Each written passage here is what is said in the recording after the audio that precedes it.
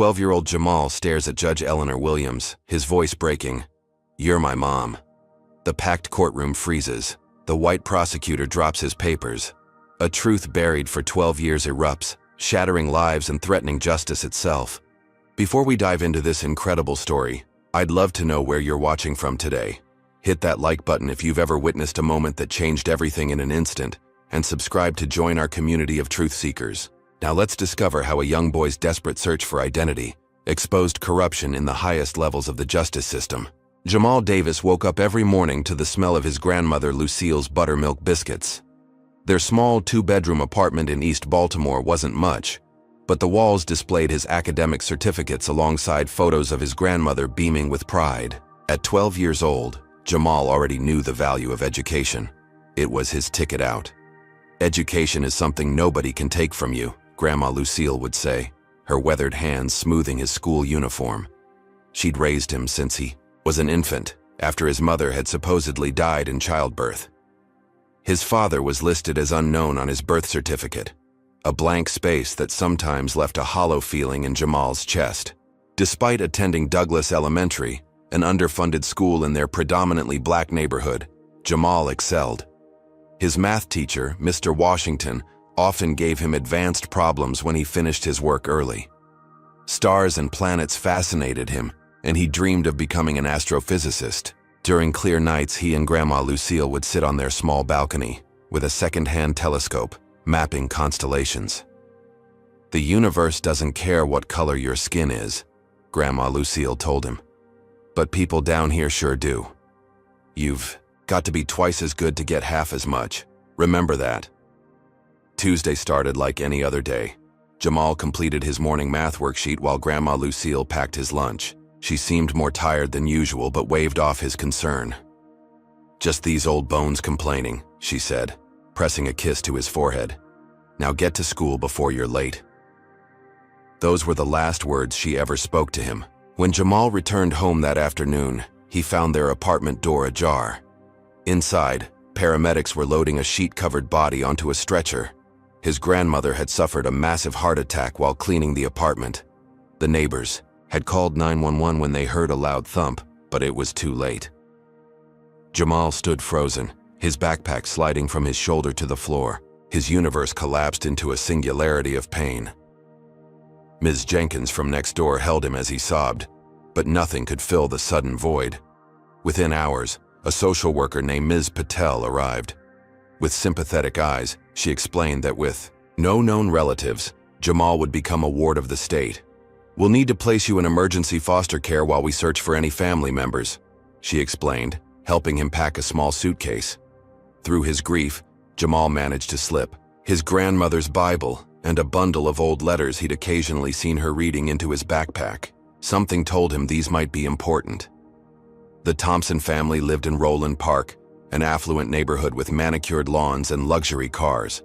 Their large colonial house with its pristine white columns made Jamal feel small as Ms. Patel walked him to the door.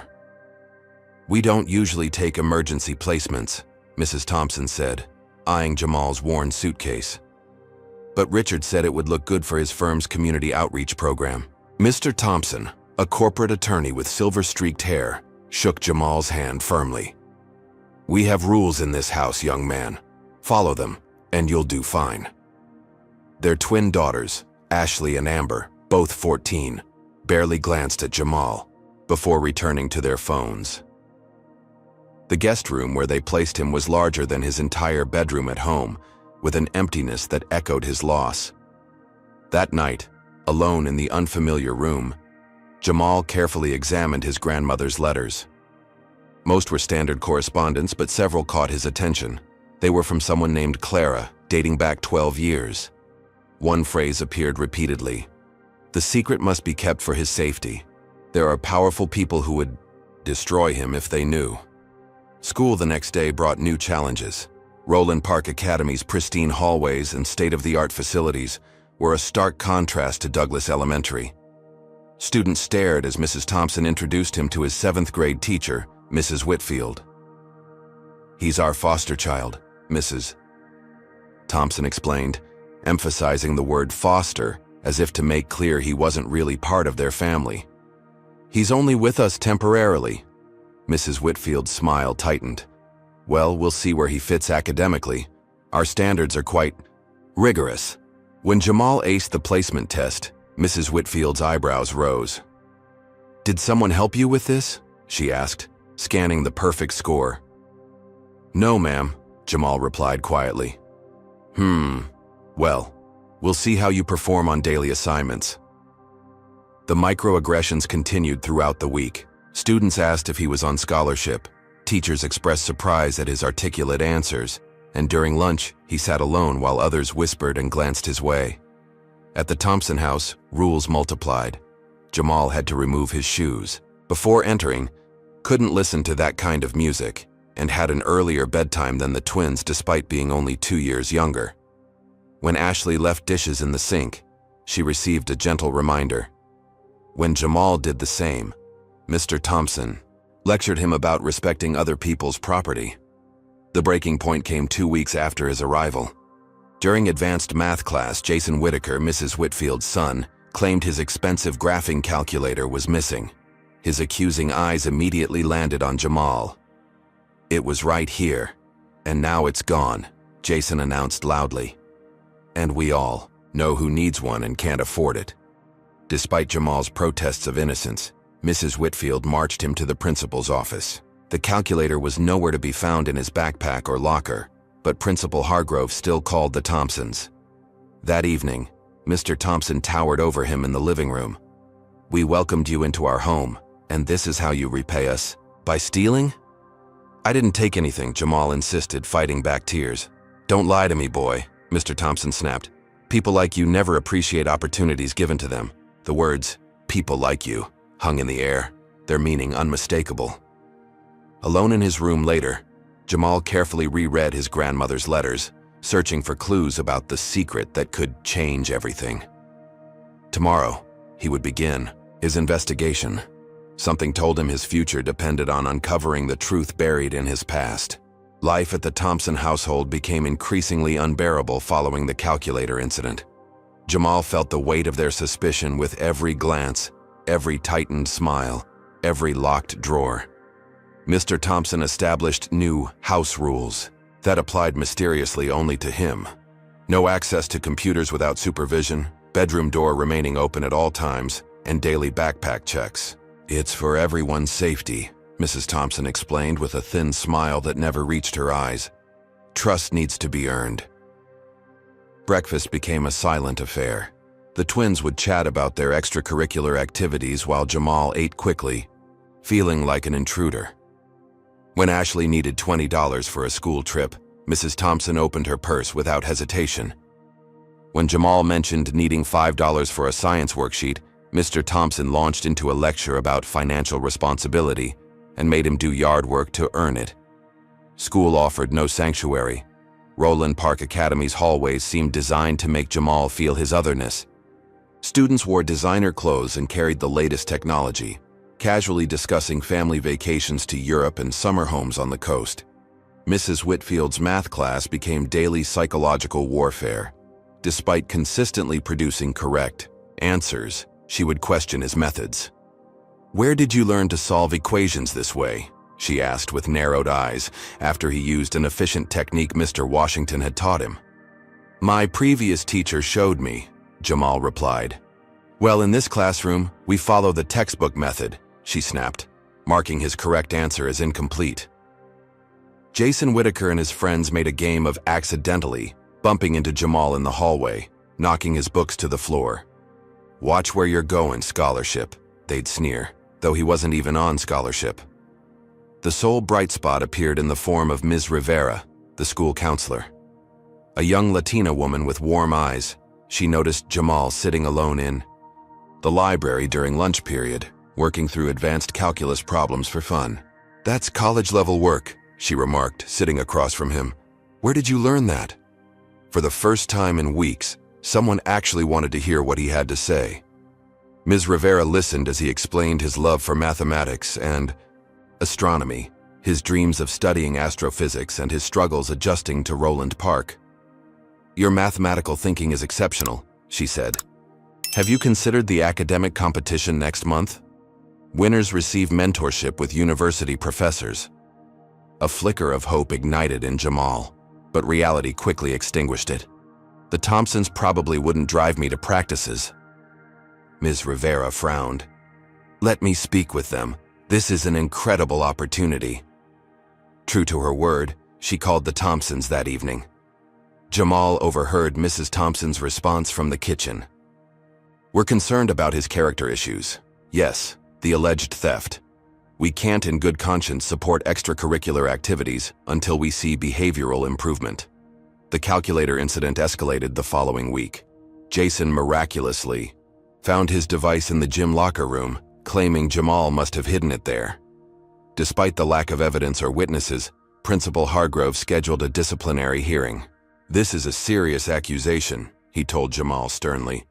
Roland Park Academy has a zero-tolerance policy for theft. That evening, while the Thompson family attended the twins' volleyball game, Jamal was not invited. He seized the opportunity to investigate his grandmother's letters more thoroughly. In her Bible, he discovered a newspaper clipping he hadn't noticed before, dated 12 years ago. The headline read, "Rising star attorney takes leave after controversial case." The accompanying photo showed a younger version of his grandmother standing beside a striking black woman in a power suit. The caption identified her as Eleanor Jenkins, civil rights attorney. The name triggered something in Jamal's memory. His grandmother occasionally mentioned an Ellie when reminiscing about the past. Could this be the same person? His investigation was interrupted by the sound of the garage door. Quickly returning everything to his backpack, Jamal pretended to be asleep when Mr. Thompson checked his room. The next day brought another stroke of luck. While avoiding Jason's crew during lunch, Jamal ducked into a maintenance closet and bumped into Marcus, the school janitor. "Whoa, little man," Marcus said, steadying him. "What's got you hiding in here?" Something about Marcus's kind eyes made Jamal trust him instantly. The words poured out. The calculator, the Thompsons, his grandmother's death, the mysterious letters. Marcus listened intently. "Sounds like you're carrying a heavy load, young brother. I've worked here 15 years, seen all kinds of injustice dressed up as discipline. I need to find out more about these letters and this woman, Eleanor Jenkins," Jamal explained. "But I don't have computer access." Marcus stroked his salt and pepper beard thoughtfully. "I might be able to help with that. Staff computer in the maintenance office doesn't have those fancy blocks the student ones do." That afternoon, while Mrs. Whitfield's class took a test, Jamal feigned illness to visit the nurse, but detoured to Marcus's office. On the ancient desktop computer, they searched for Eleanor Jenkins, attorney, Baltimore. The results made Jamal's heart race. Eleanor Jenkins was now Judge Eleanor Williams. She had married and changed her name, sitting on the Baltimore County Juvenile Court bench. Further searches revealed she had been a rising star in civil rights law until abruptly stepping back 12 years ago, precisely when Jamal was born. "There's something else," Marcus said, clicking through court records. "Your birth certificate. The original might have more information than the copy you have. But accessing birth records required parental consent or a court order, neither of which Jamal could obtain." Their research session ended abruptly when the school secretary's voice came over the intercom. "Jamal Davis to the principal's office immediately." Principal Hargrove sat behind his massive desk, the Thompsons flanking him like sentries. "Jamal, Mrs. Whitfield reports you left her class under false pretenses today." "I wasn't feeling well," he began. "Yet the nurse has no record of you visiting her office," Mrs. Thompson interjected, arms crossed. "Furthermore," Principal Hargrove continued, "Jason Whitaker's mother has decided to press charges for the theft of the calculator. But he found it," Jamal protested. Mr. Thompson's voice cut like ice. "After you hid it, according to several student witnesses." Jamal recognized the trap closing around him. Privileged white students' words against his. No evidence needed. "The disciplinary hearing will proceed tomorrow," Principal Hargrove announced, "and the police have been notified." That night, locked in his room without dinner as punishment, Jamal made a decision. He would find Judge Eleanor Williams and discover what connection she had to his grandmother, and possibly to him. The truth was his only hope for justice. Have you ever felt the weight of a system designed to crush you? Comment number 1, if you've ever been prejudged before your voice was heard. Hit that like button if you believe everyone deserves a fair chance regardless of their skin color. And subscribe if you want to see Jamal fight back against the injustice surrounding him. Now, let's see what happens when this brilliant young boy faces a justice system stacked against him from the start. Baltimore County Juvenile Court resembled a fortress of beige stone and tinted windows. Jamal sat on a hard wooden bench in the waiting area, uncomfortably aware of how his school uniform, mandatory for the hearing, set him apart from the other kids. Most wore street clothes, many accompanied by weary-looking parents or bored public defenders frantically flipping through case files they'd clearly just opened. First offense? A thin black boy about 15 slouched beside him. "I didn't do anything," Jamal replied. The boy snorted. "None of us did, according to us. Doesn't matter much in here." Jamal scanned the waiting area. Almost every juvenile defendant was black or Latino, while every authority figure, bailiffs, clerks, attorneys, was white. The pattern was impossible to miss. Mr. Collins, Jamal's court-appointed attorney, arrived 20 minutes late, coffee stain on his rumpled timia. He looked about 60, with thinning gray hair and bloodshot eyes that suggested too many cases and too little sleep. "Jamal Davis?" He barely glanced up from his folder. "Calculator theft, right?" "I didn't steal anything," Jamal insisted. Collins sighed. "They all say that, kid. Look, you've got no priors, so we're looking at probation, maybe community service. If you admit guilt, we can wrap this up in 20 minutes. But I'm innocent. Innocence is complicated and time-consuming. I've got 6 more cases today." Collins checked his watch. "The evidence includes multiple student witnesses who say you had opportunity and motive. They're lying. Their parents are donors to the school. Your word against theirs." Collins leaned closer. "Between us, taking a deal is your best option. Trust me." Trust. The word everyone kept using while proving they couldn't be trusted. The courtroom doors opened, and a bailiff called Jamal's source. The Thompsons entered behind him, maintaining a careful distance as if his alleged criminality might be contagious. Principal Hargrove and Mrs. Whitfield sat in the gallery, along with Jason and his mother. "All rise for the honorable judge." Eleanor Williams, Jamal's heart pounded as he rose. This was the woman from the newspaper clipping, the one connected somehow to his past. Judge Williams entered, her black robe flowing as she took her seat. She was striking, tall, with rich brown skin and closely cropped natural hair peppered with gray. Something about her eyes made Jamal catch his breath. They were shaped exactly like his. Case number JV 2023-0475, State versus Jamal Davis, alleged theft of property exceeding $500 in value. The prosecutor, a sharp-featured, white man with expensive cufflinks, stood. "Richard Bentley for the state, Your Honor." Jamal noticed Judge Williams's slight stiffening at Bentley's introduction. Something passed between them, a flicker of recognition, perhaps hostility. Juvenile defendant is charged with theft of a graphing calculator valued at approximately $600 from Roland Park Academy. Bentley continued smoothly. The state has multiple witness statements placing defendant near the victim's belongings, establishing motive due to defendant's economic status, and corroborating testimony regarding defendant's suspicious behavior. Judge Williams turned to source and counsel for the defense. Collins cleared his throat. "Michael Collins, appointed counsel, Your Honor. My client maintains his innocence." "How does the juvenile respondent plead?" "Not guilty, Your Honor," Jamal stated clearly. Judge Williams looked directly at him for the first time, and a strange expression crossed her face. Confusion, perhaps recognition. She quickly composed herself. "Mr. Bentley, I understand the alleged victim is present?" Jason Whitaker approached the stand, the picture of teenage privilege in his academy blazer. He detailed discovering his calculator missing, emphasizing its importance for his advanced studies and how he'd found it hidden in the gym locker room.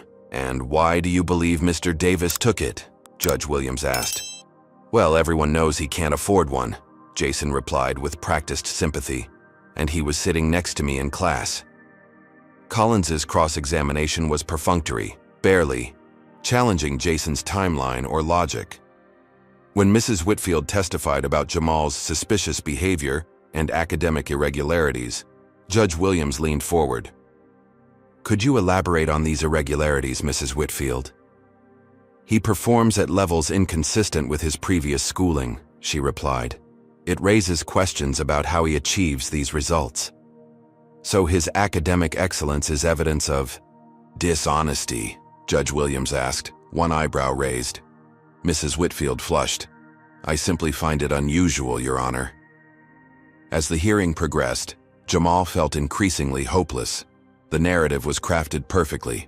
Disadvantaged foster child, envies privileged classmates' possessions, opportunity presents itself, theft occurs. Then the courtroom doors opened quietly. Ms. Rivera, the school counselor, slipped in and took a seat. When Bentley finished presenting the state's case, she approached Collins and whispered something. "Your Honor," Collins said, suddenly animated, "the defense would like to call an additional witness." Ms. Rivera took the stand and introduced herself as Roland Park Academy's guidance counselor. "I've worked closely with Jamal since his arrival at our school." "And what is your assessment of his character?" Collins asked. "Jamal Davis possesses extraordinary mathematical abilities. His standardized test scores place him in the 99th percentile nationally. He's been solving college-level calculus problems independently." "Objection," Bentley interrupted. "Academic performance isn't relevant to the theft charge." "I disagree," Judge Williams replied. "The prosecution has suggested academic irregularities as part of their character assessment." "Please continue, Ms. Rivera." "A student of Jamal's caliber would qualify for multiple scholarship opportunities that would provide all necessary equipment, including graphing calculators. He would have no need to steal one." Bentley's cross-examination was aggressive. "Are you aware of the defendant's living situation? His grandmother's death? His placement in foster care? Wouldn't these traumatic circumstances potentially lead to acting out?" "Trauma can manifest in many ways," Ms. Rivera acknowledged. "But in my professional assessment, Jamal has shown remarkable resilience and ethical judgment despite these challenges." Throughout the testimony, Jamal noticed Judge Williams watching him intently, her expression unreadable. When both sides finished, she surprised everyone. "I'm postponing ruling on this matter for 2 weeks pending further review. Mr. Davis will remain in his current placement until then." Bentley looked stunned. "Your Honor, this is a straightforward juvenile theft case. The state requests immediate disposition." "Request denied, Mr. Bentley. This court will reconvene on November 15th. With a sharp rap of her gavel, Judge Williams ended the session. As everyone filed out, Jamal overheard Bentley speaking tersely to Principal Hargrove. "This isn't over. Williams has always been soft on these cases. We'll push for a different outcome." That evening, the Thompsons were icily silent, clearly displeased with the delay. After dinner, Jamal retreated to his room and pulled out his grandmother's Bible again.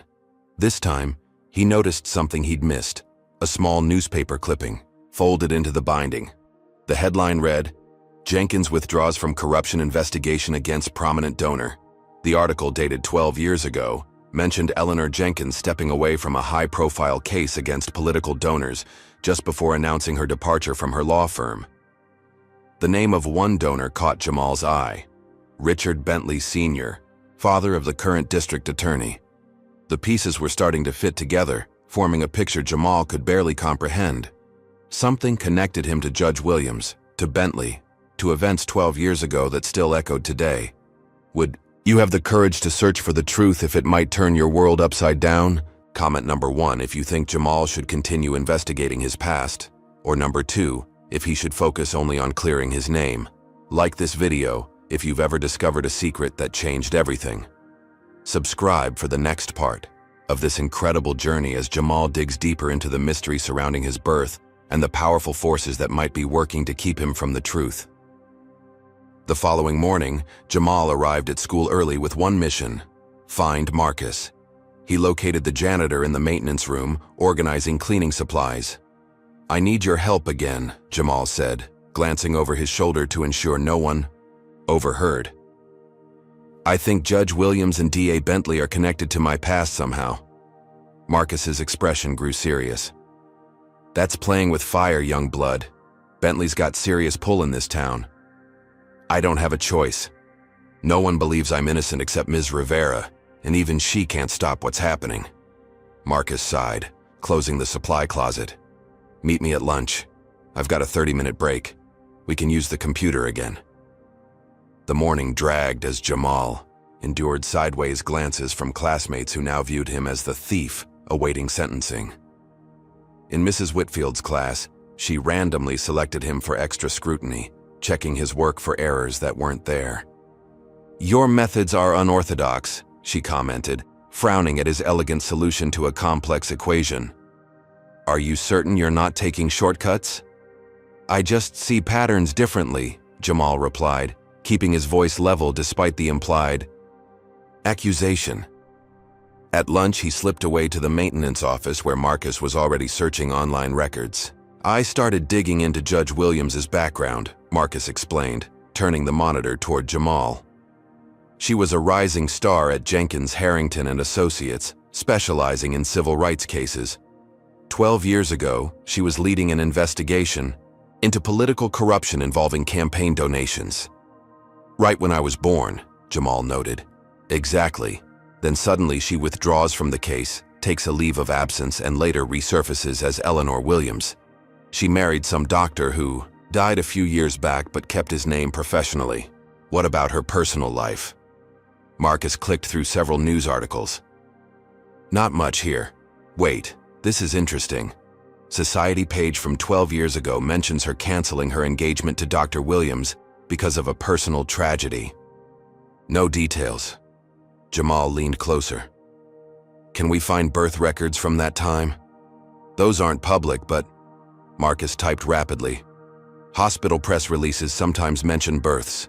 Let's try Baltimore Memorial for that month." The search yielded nothing, but Jamal noticed something as they scrolled through old news archives. "Stop. Go back to that article about hospital staff." The piece profiled Baltimore Memorial's Angels in Action, featuring a nurse named Dorothy Johnson who had worked in the maternity ward for 30 years. "My grandmother used to mention a nurse named Dorothy," Jamal said. "They were friends from church." Before they could investigate further, the bell rang. "I gotta get to class, but this is something," Jamal said. "Can we check tomorrow if Dorothy Johnson still works there?" "I'll see what I can find out," Marcus promised. That afternoon, during science class, the genetics unit provided another puzzle piece. Mr. Barton distributed testing kits for a genetic traits experiment. "You'll be identifying specific inherited traits," he explained. "Things like attached earlobes, widow's peaks, and the ability to roll your tongue." Jamal completed the assignment, noting each of his dominant genetic traits. Later, while watching a local news segment about Judge Williams' ruling on a high-profile case, he noticed she touched her earlobes. Attached, just like his. She had the same widow's peak hairline. When she smiled briefly, he saw the identical dimple in her right cheek that he saw in his own mirror. The physical similarities were undeniable. Could Judge Eleanor Williams be related to him somehow? The timing of her career change, his birth, and the mysterious letters from his grandmother all pointed to a connection. The next day, Jamal attempted to access his birth records online, but the system required a parent or guardian's approval. Mrs. Thompson would never help, and Mr. Collins, his attorney, barely returned his calls. During their next research session, Marcus had news. "Dorothy Johnson retired 5 years ago, but I found her address in the county records. She lives about 20 minutes from here." "I need to talk to her," Jamal said desperately. "Slow down. You can't just leave school and show up at some lady's house." "But the hearing is in 10 days. After that, I could be sent to juvenile detention." Marcus rubbed his chin thoughtfully. "Let me see if I can contact her first. My cousin works at Baltimore Memorial. Might be able to reach out, explain the situation." That evening at the Thompson house, Jamal overheard a phone conversation that made his blood run cold. Mr. Thompson was speaking in his home office, door ajar. "Yes, Richard, I understand. No, the boy doesn't suspect anything. We're keeping a close eye on him. Yes, we'll ensure he accepts whatever plea deal is offered. Of course, we remember what you did for us with the twin shoplifting incident. Consider it handled." Jamal's heart raced. Mr. Thompson was working with D.A. Bentley. The placement wasn't random. They'd deliberately taken him in to control him. The next day, he confided in Ms. Rivera. "I think something bigger is happening. The Thompsons know D.A. Bentley personally." Ms. Rivera frowned. "That's a serious allegation, Jamal. Do you have proof?" "I overheard a phone call. They're making, sure, I take a plea deal." "If that's true, it's highly unethical." She tapped her pen against her desk. "Let me look into some options. There might be grounds for requesting a different placement." 2 days later, Jamal had his second court appearance, a status hearing before the trial. Judge Williams seemed distracted, her eyes repeatedly drifting to Jamal with that same strange expression. "Has the prosecution shared all evidence with defense counsel?" she asked. "Yes, Your Honor," Bentley replied smoothly. "And we've offered a very generous plea agreement considering the circumstances." "Mr. Collins, has your client considered the state's offer?" Collins nodded. "We're still discussing options, Your Honor." "Very well. We'll reconvene for the adjudicatory hearing as scheduled." As they prepared to leave, Judge Williams suddenly addressed Jamal directly. "Mr. Davis, how are you finding your current placement?" The unexpected personal question caught everyone off guard. Bentley shifted uncomfortably. "It's challenging, Your Honor," Jamal answered carefully. Something in her eyes softened momentarily before her judicial mask returned. "This court is concerned with the welfare of all juveniles in the system. Mr. Collins, please ensure you're addressing any placement issues appropriately." That evening, Marcus called Jamal on the burner phone he'd provided for their communications. "Dorothy Johnson agreed to meet us," he said in a low voice. "Saturday morning at the public library downtown. Can you get there?" "The Thompsons are taking the twins to a lacrosse tournament. They usually leave me with a neighbor, Mrs. Baker." "She's nice. She might let me go to the library to study." Saturday couldn't come fast enough. Mrs. Baker, a kindly widow who lived next door, was happy to let Jamal visit the library. Such a studious young man. If only the Thompson girls showed such interest in education. Marcus met him outside and drove to the reference section, where an elderly black woman with silver dreadlocks and bright eyes waited at a corner table. "Ms. Johnson," Marcus greeted her. "Thank you for meeting us. This is Jamal." Dorothy Johnson studied Jamal intently, her eyes widening. "Lord have mercy," she whispered. "You're the spitting image of her." "Of who?" Jamal asked, though he already suspected the answer. "Eleanor Jenkins. I'd know those eyes anywhere." She reached for Jamal's hand. "Your grandmother Lucille and I worked together at Baltimore Memorial. She was housekeeping supervisor when I was head nurse in maternity." "Did you know my mother?" Jamal asked, his voice shaking. Dorothy's expression grew pained. "Child, I think Eleanor Jenkins is your mother." The world seemed to tilt on its axis. "But my grandmother said my mother died in childbirth." That's what everyone was told. But 12 years ago, Eleanor came into our hospital, 7 months pregnant and terrified. She'd been hiding the pregnancy, wearing loose clothes, working from home, said the father was powerful, dangerous, someone who would destroy her career and take the baby. "Why would she give me up?" Jamal whispered. "She didn't plan to. But there were complications during delivery. She hemorrhaged badly, was unconscious for days. When she woke, they told her the baby, you, had died. She was devastated, left town soon after." "Who told her I died?" "The attending physician, Dr. Bentley, Richard Bentley's brother." The pieces clicked into horrifying place. The Bentleys had faked his death, separated him from his mother. But why? "Your grandmother knew the truth," Dorothy continued. "She was there that night, saw Dr. Bentley take you away while Eleanor was unconscious. When she questioned him, he threatened her job, her immigration status. But Lucille was fierce. When it came to family, somehow she tracked you down in the foster system and adopted you herself. She never told Eleanor you were alive. Too dangerous with the Bentleys watching. Jamal's mind raced. His entire life had been built on lies designed to keep him separated from his mother, who didn't even know he existed. But why? He asked. Why would they do this? Dorothy leaned forward. The corruption case Eleanor was investigating before. You were born. It implicated Richard Bentley Sr. and his biggest client, Senator James Whitaker. Whitaker, like Jason Whitaker from my school. The senator's grandson. The family owns half of Baltimore. Eleanor had evidence of bribery, witness tampering, campaign finance violations, enough to send powerful men to prison. Then suddenly she's pregnant, complications arise, her baby dies, and she withdraws from the case entirely. They used me to silence her, Jamal whispered, the horrible truth dawning on him.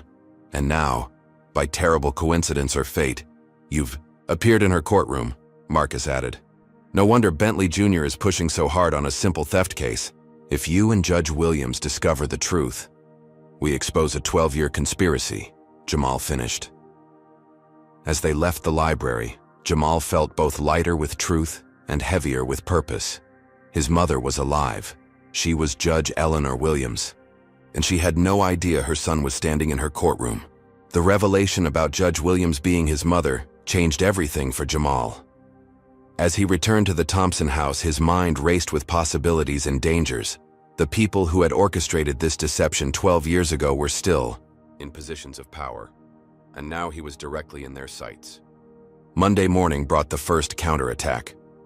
Principal Hargrove called Jamal to his office where D.A. Bentley sat waiting, his expensive suit as crisp as his smile was cold. Jamal, Mr. Bentley has some concerns about your upcoming hearing. Principal Hargrove began. Specifically about Judge Williams' objectivity, Bentley added smoothly. We've filed a motion to have her removed from your case due to inappropriate interest. Jamal maintained a neutral expression despite his pounding heart. I don't understand. What inappropriate interest? Her questioning at the last hearing was unusually personal, Bentley explained. There's a clear appearance of bias that could compromise the integrity of the proceedings. The real message was clear. They'd noticed Judge Williams's interest in Jamal and were moving to separate them. A new judge will be assigned by week's end, Principal Hargrove added. Mr. Bentley assures me this will expedite resolution of this unfortunate situation. Jamal nodded silently, understanding the growing danger. They were accelerating their timeline, which meant he had even less time to act. The second blow came that afternoon. Ms. Patel, his social worker, arrived at school to inform him he was being transferred to a different foster home. The Thompsons feel the pending legal issues are creating too much stress in their household, she explained apologetically. We found placement with the Millers in Westport. Westport, one of Baltimore's most troubled neighborhoods, miles from Roland Park and Judge Williams' courthouse. Can't I stay until after the hearing? Jamal asked desperately. I'm sorry, the Thompsons were quite insistent. We're moving you today. They didn't even let him return to the Thompson house to collect his belongings. Mrs. Thompson had packed his things, haphazardly throwing clothes and books into his worn suitcase.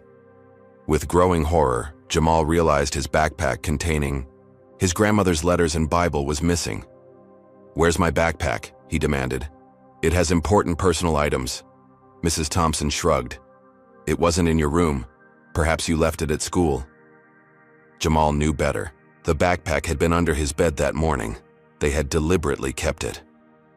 The Miller home was a dilapidated row house with peeling paint and barred windows.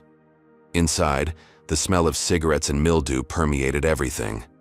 4 other foster children shared the cramped space, all looking as defeated as their surroundings. Mr. Miller, a heavy-set man with bloodshot eyes, barely glanced at Jamal. You'll share with Dion. Dinner's at 6 if you're here. Curfew's 8. Break either. You don't eat or you sleep on the porch. Mrs. Miller was equally disinterested. Don't cause trouble. Don't touch nothing that ain't yours, and don't come crying to me about school stuff. Dion, a lanky 16-year-old with suspicious eyes, showed Jamal to their shared room, little more than a closet with bunk beds. They get paid for housing us, Dayan explained flatly. More kids, more money. They don't care beyond that. That night, Jamal lay awake on the thin mattress, calculating his next move.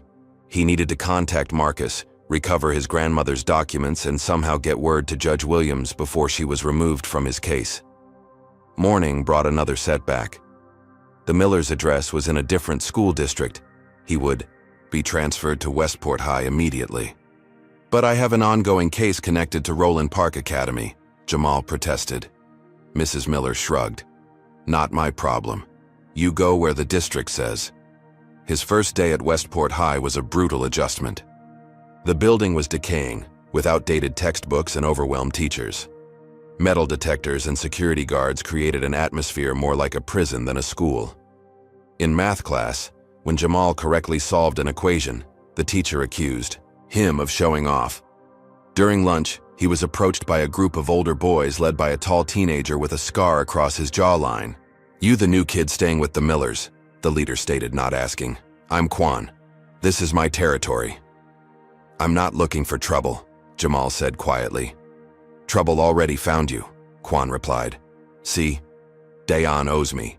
Says you might have something valuable I can take instead."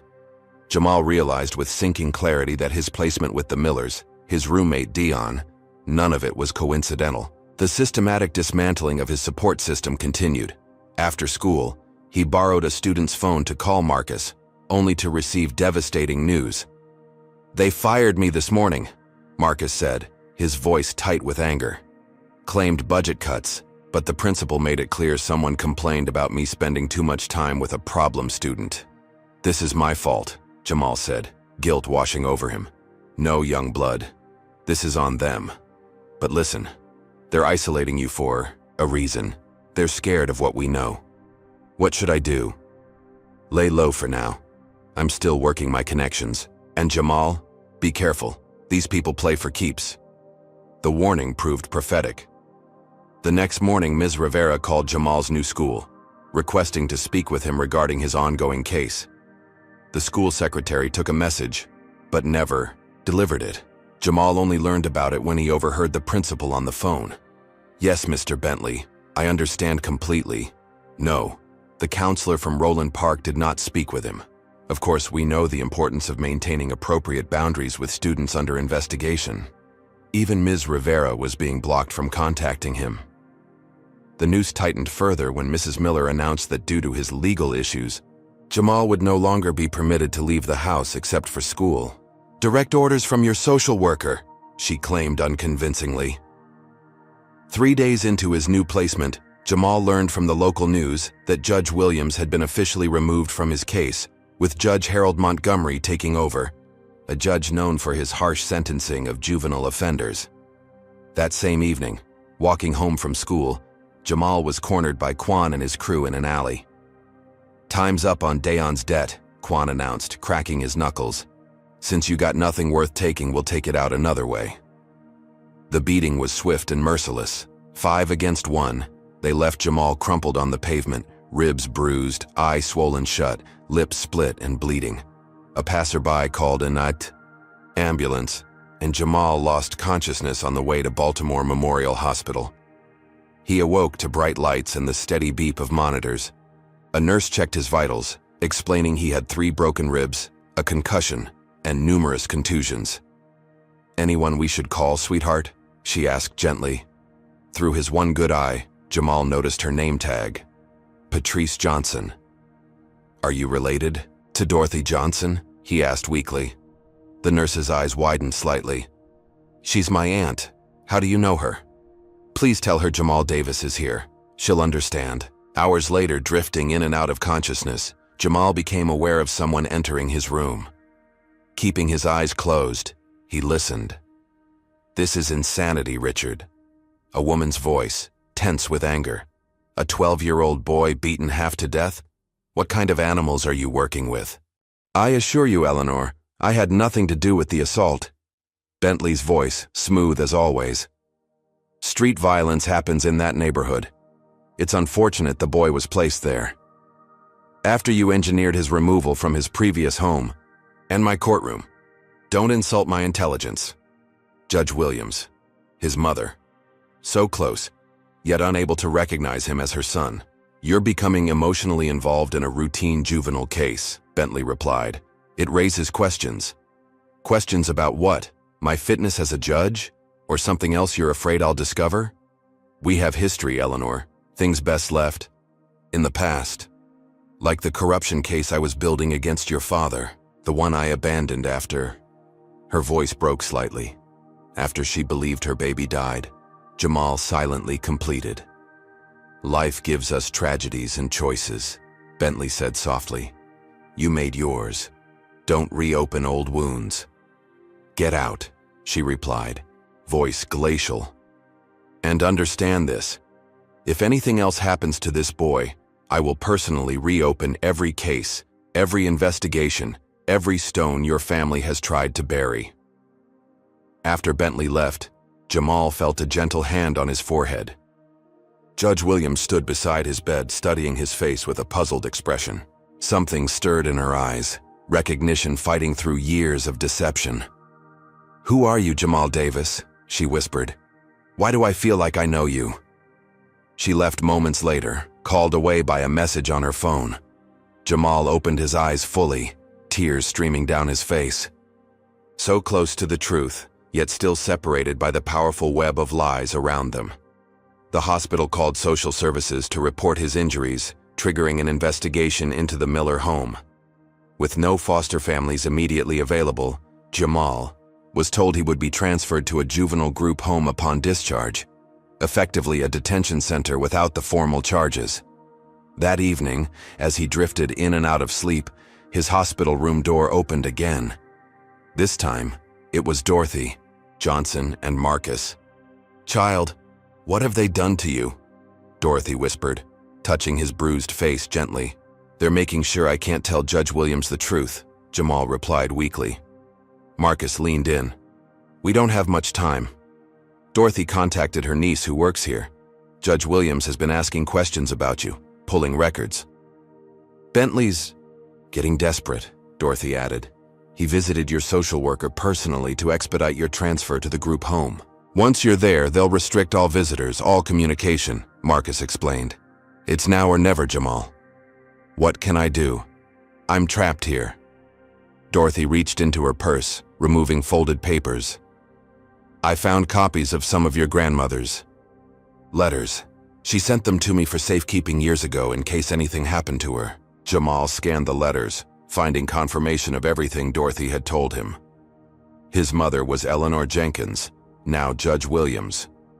She had been involved with Senator Whitaker's son, James Whitaker Jr., while representing clients against his father in the corruption case. James Whitaker Jr. is Jason's father, Jamal realized aloud. That's why they planted the calculator theft. They needed a reason to get me into the system where they could control the outcome. The Whitakers, the Bentleys, they've been covering this up for 12 years, Marcus said. If it came out that a prominent white political family silenced a black attorney by faking her baby's death, it would destroy them, Dorothy finished. But they're still powerful, connected. We need irrefutable proof. My school genetics project, Jamal said suddenly. We collected DNA samples. If I could compare mine to Judge Williams, that might work, Marcus nodded. But how? You're stuck here, then headed to the group home. Dorothy's eyes gleamed with determination. I worked in this hospital for 30 years. I know every back hallway and supply closet. And I know Judge Williams is speaking at a bar association event tomorrow night right here at the hospital conference center. For the first time in days, hope flickered in Jamal's chest. What's the plan? As Dorothy outlined their strategy, Jamal realized everything had led to this moment. His innocence in the theft case didn't matter anymore. The real crime was far greater, the theft of his entire life, his identity, his mother's truth. Tomorrow, one way or another, that truth would finally come to light.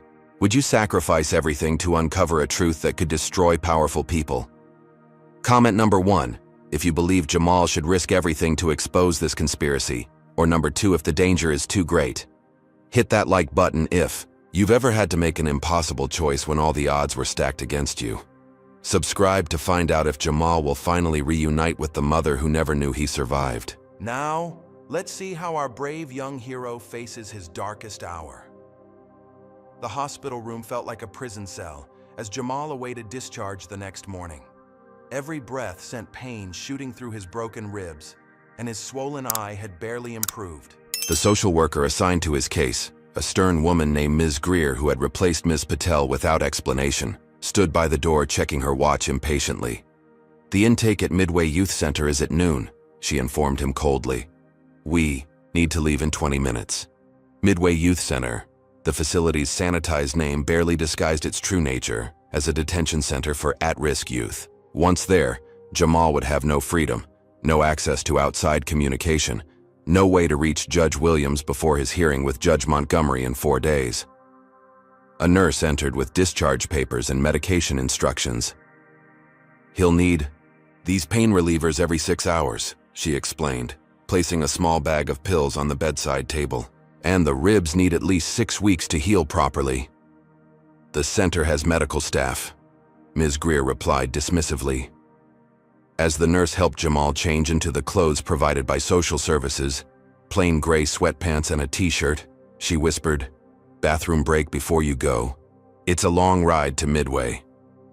Jamal caught her meaningful glance and nodded. "Yes, please." In the small private bathroom attached to his room, the nurse quickly closed the door. "I'm Patrice, Dorothy's niece," she whispered. "There's a service elevator down the hall past the nurse's station. My badge is in the pocket of those sweatpants. The elevator code is 5729. Dorothy will meet you on the basement level." Jamal's heart raced. "What about cameras?" "Hospital security is understaffed on weekends. Most monitors go unwatched, but you'll only have about 10 minutes before they notice you're gone." "Thank you," Jamal said, gripping her hand. "My aunt told me everything. What they did to you, to your mother. It's evil. Now go." Jamal flushed the toilet for effect, then opened the bathroom door. "I'm ready," he told Ms. Greer, who barely looked up from her phone. "Wait here while I complete the paperwork," she instructed, stepping into the hallway to speak with the charge nurse. The moment she left, Jamal grabbed the small bag of medication and slipped out the opposite door of the semi-private room. His body screamed in protest as he moved quickly down the corridor, keeping his head down to hide his distinctive facial bruising. The nurse's station was busy with shift change, creating perfect cover as he passed. Finding the service elevator around the corner, he swiped the badge and entered the code with trembling fingers. The doors opened silently, revealing an empty car. He pressed B for basement and exhaled shakily as the doors closed. Dorothy was waiting as promised, holding a wheelchair and a hospital volunteer's vest. "Quick, child, put this on and sit down." Jamal complied, wincing as his ribs protested. Dorothy draped a blanket over his lap, effectively disguising his identity and appearance. "The Bar Association luncheon starts in 30 minutes, she explained, pushing him through the labyrinthine basement corridors. "Judge Williams will be speaking. We need to get you close enough to make contact before security realizes you're missing." They navigated through storage areas and laundry facilities, Dorothy greeting the occasional worker with casual familiarity. "Just taking this young volunteer for orientation," she'd say, and no one questioned the retired head nurse everyone remembered fondly. They reached a service entrance to the conference center just as Jamal's absence was discovered. Over the hospital PA system came the announcement, "Code yellow, pediatric floor. Code yellow." "Patient elopement," Dorothy translated grimly. "They know you're gone. We have minutes at most." The conference room was filling with attorneys and judges, in formal attire. Through a side door, Dorothy wheeled Jamal into a preparation area where speakers waited their turns. And there she was, Judge Eleanor Williams, reviewing note cards, unaware her son sat just 20 feet away. Before they could approach her, a commotion erupted at the main entrance. DA Bentley burst in, flanked by security officers scanning the room frantically, his eyes locked on Jamal in the wheelchair. "There he is," Bentley shouted. "Secure the juvenile." Everything happened at once. Security officers moved toward Jamal. Dorothy placed herself protectively in front of the wheelchair. Judge Williams looked up in confusion, and Marcus appeared from nowhere, positioning himself between Jamal and the approaching security team. "What is the meaning of this?" Judge Williams demanded, her authoritative voice cutting through the chaos. "This juvenile fled custody," Bentley explained smoothly. "He's facing serious charges and was being transferred to a secure facility." "What serious charges?" she challenged. "Last I checked, it was a disputed theft case involving a calculator." "There have been developments," Bentley replied. "Assault on his foster siblings, escape from custody, theft of hospital property." Each lie stoked the fire in Jamal's chest. With supreme effort, he stood from the wheelchair, facing Judge Williams directly. "They're lying," he stated clearly, despite his injuries. "They've been lying for 12 years. The room fell silent. Judge Williams stared at him, that same puzzled recognition crossing her face. "What do you mean, 12 years?" she asked softly. Before Jamal could answer, the security team reached him, grabbing his arms roughly. The sudden movement sent excruciating pain through his broken ribs, and he cried out, collapsing to his knees. "Stop," Judge Williams commanded, moving forward. "This boy is injured. I want to know why a 12-year-old with broken ribs is being manhandled like a dangerous criminal." "Your Honor," Bentley interjected, "you've been removed from his case. This is no longer your concern." "A child's welfare is always my concern, Counselor." Her eyes narrowed dangerously. "And I'm beginning to wonder why you're so personally invested in this particular child." The standoff was interrupted by the arrival of Ms. Greer and additional security personnel. Jamal, still on his knees in pain, realized his chance was slipping away. "I did a genetics project at school," he gasped out. "DNA comparison. I can prove who I am." Judge Williams knelt beside him, professional concern masking her growing personal interest. "And who are you, Jamal?" "Your son," he whispered, voice breaking. "The baby they told you died 12 years ago." The room erupted again, but Judge Williams remained perfectly still, her eyes locked on Jamal's face. For the first time, she truly saw him, the shape of his eyes identical to hers, the distinctive widow's peak, the dimple in his right cheek when pain gave way momentarily to hope. The hospital laboratory hummed with tense energy as technicians prepared for the DNA test that could expose a 12-year conspiracy. Jamal lay on an examination bed, fresh pain medication dulling the sharp edges of his injuries. Judge Williams sat nearby, maintaining professional composure despite the emotional hurricane within her. The two volunteer attorneys from the Bar Association, Meredith Sawyer and Terrence Washington, documented every step of the process as impartial witnesses. Hospital security stood guard at the door, under strict instructions to admit no one without Judge Williams' approval. "We'll need buccal swabs from both subjects," the lab technician explained, preparing sterile collection kits. "Results typically take several days, but given the circumstances, we can expedite to about 8 hours. "That's not fast enough," Judge Williams replied. "We need preliminary results immediately." Dorothy Johnson, who had remained by Jamal's side throughout, spoke up. "Dr. Winters in genetics owes me several favors. She has a rapid testing protocol for parent-child matches that can give preliminary results in under an hour." A call was made, and Dr. Winters, a brisk woman with salt and pepper hair, arrived minutes later. After hearing the abbreviated version of the situation, she immediately took charge. "We'll run a direct comparison of 20 genetic markers most commonly used in parental testing," she explained while collecting samples. "If there's a parent-child relationship, we'll see it clearly, even in preliminary results." While they waited, Jamal noticed Judge Williams struggling to maintain her judicial demeanor. This woman, who had presided over countless high-stakes cases, now faced the most important verdict of her life. "Grandma told me stories about you," Jamal said softly. "She never used your name, but she said my mother was the smartest, bravest person she'd ever known." Judge Williams's composure cracked slightly. "Lucille was my housekeeper when I was in law school. She became much more, a mentor, a friend. When I became pregnant, she was the only one who stood by me. I never understood why she disappeared. After After I lost you. She was protecting me, Jamal explained. The letters say the Bentleys threatened her. Said they'd make sure I disappeared permanently if she ever told you the truth. But why? Judge Williams whispered. Why go to such lengths? The corruption case you were building against Senator Whitaker and Bentley Sr., Jamal said. Grandma's letters mentioned it. You had evidence that could have sent them to prison. Understanding dawned in her eyes. I was the lead attorney investigating campaign finance violations, witness tampering, bribery. We had a solid case. Then I became involved with James Whitaker Jr. We kept it secret because of the case against his father. Jason's father, Jamal added. Yes. When I discovered I was pregnant, James initially seemed supportive, but then things changed.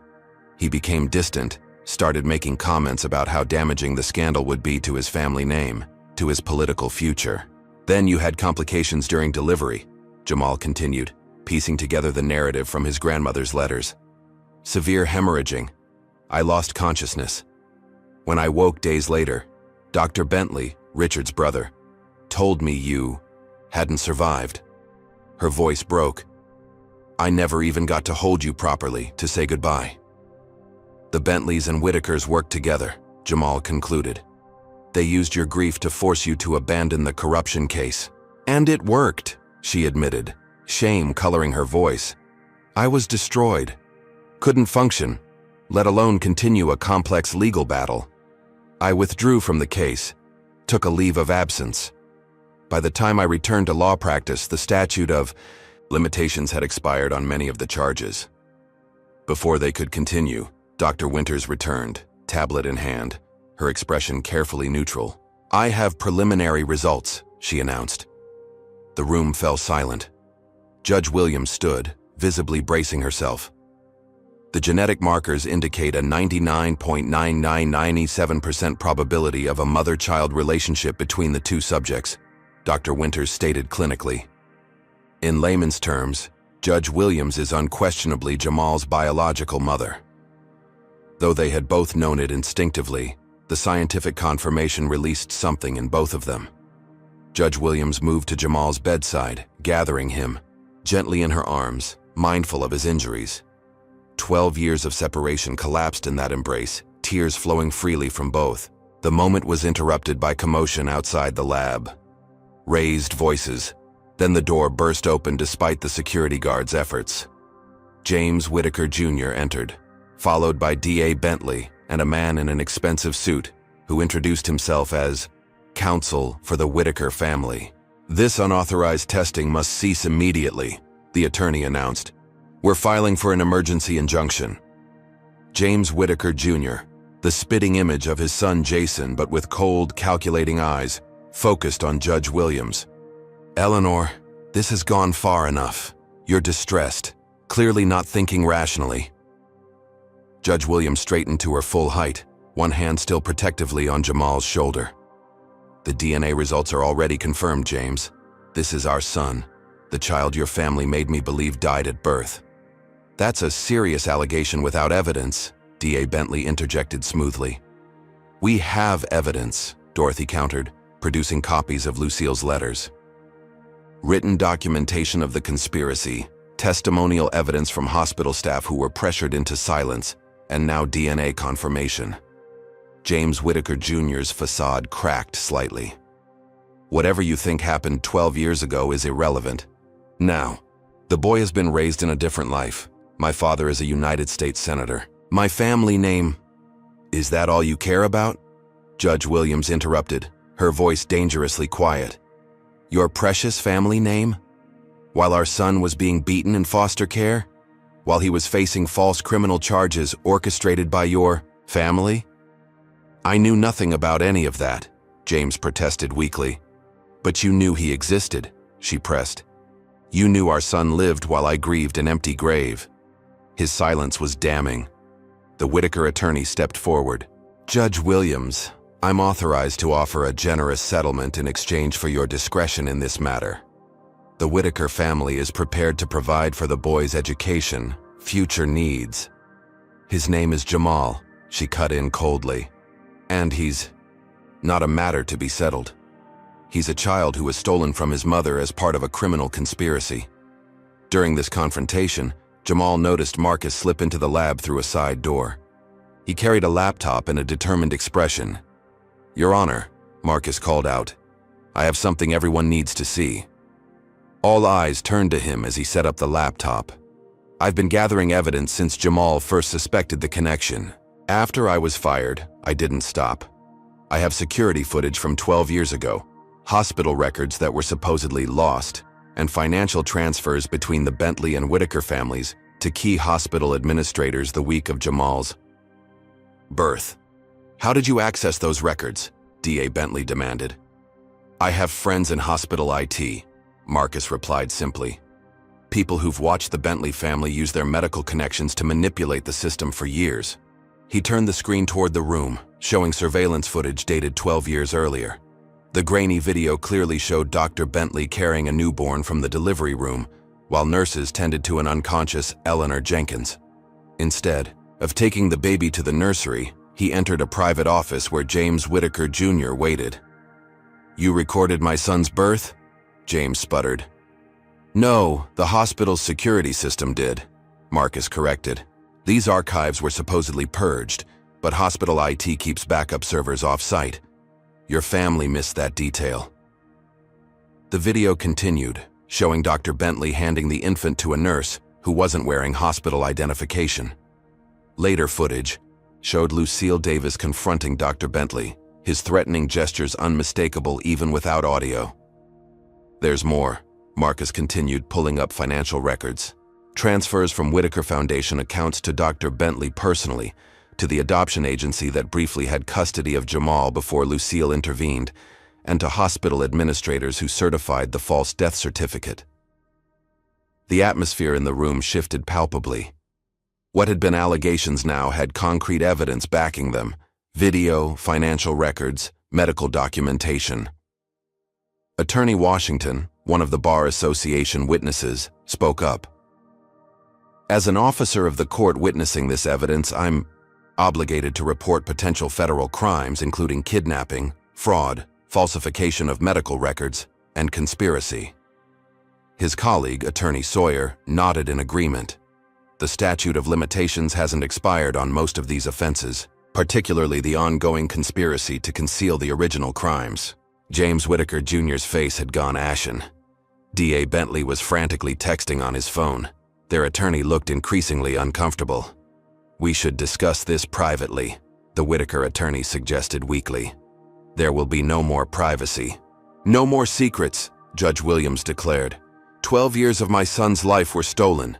12 years I can never get back." She turned to the attorneys. "I'm recusing myself from Jamal's case effective immediately, for obvious reasons. But I'm also formally requesting a special prosecutor be appointed to investigate this matter, as the current district attorney appears personally implicated." "You'll destroy your own career," James warned desperately. "The scandal, the media attention, you'll never sit on the federal bench now." Judge Williams looked at him with something between pity and disgust. "Do you really think I care about career advancement compared to my child? That's the difference between us, James. It always was." She turned to Dr. Winters.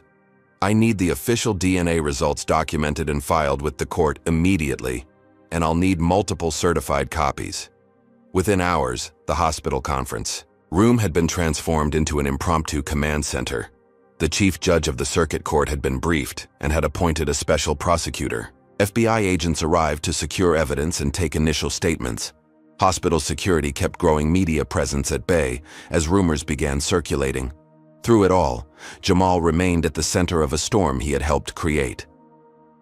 The painkillers were wearing off, his body reminding him of the beating he'd endured. But the physical pain paled compared to the emotional whirlwind of finding his mother, exposing the truth, and watching the powerful men who had orchestrated his separation finally face consequences.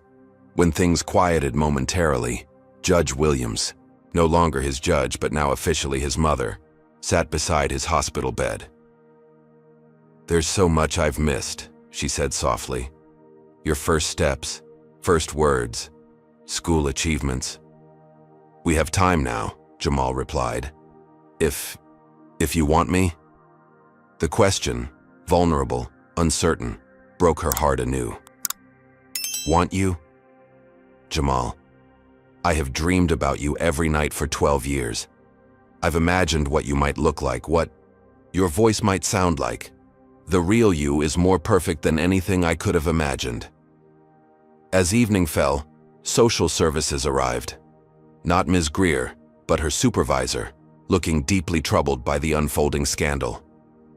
After reviewing the DNA results and consulting with the special prosecutor, she approved an emergency placement of Jamal with Judge Williams. This is highly irregular, she admitted, but given the extraordinary circumstances and clear evidence of maternal relationship, it serves the child's best interest while formal proceedings continue.